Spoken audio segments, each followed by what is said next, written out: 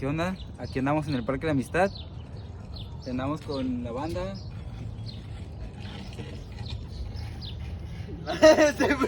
Y vamos a grabar un bike check para el canal, ahí para Bike check y no scooter check.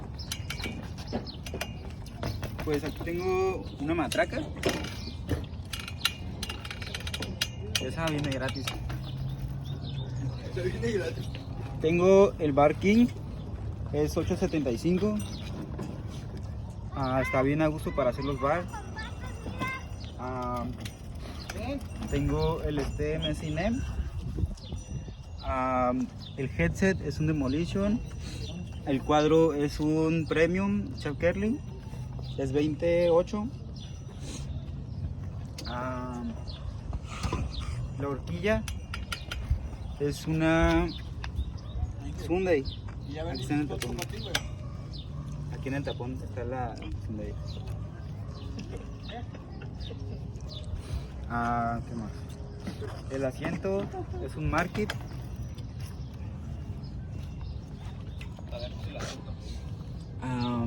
Los cranks son unos Premium.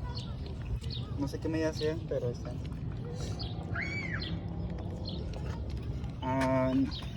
La masa trasera es una Cinema, es la FX2. Igual la delantera es una Cinema. Está sencilla, creo. Es la FX.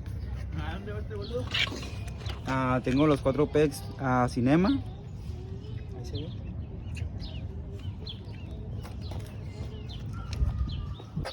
Tranquilo, tranquilo. Tengo, mira, los aros son unos cool. No sé qué cool sean, pero son unos cool, son el par. Tengo los pedales Cinema Chuck Kerling.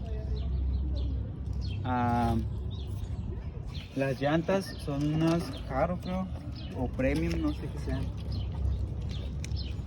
¿Qué son? ¿Haro? Son Haro. ¿Se las vendió él? Es que hay unas Premium, no creo que son iguales, o no sé si sean. ¿Y las Procket, Mike? Las Procket es una Market, bueno, Demolition Market. Es muy bonita. La cadena es una Cool. Ajá. ¿A poco sí? Aquí dice. A ver si enfoca. No lo muevas. No enfoco.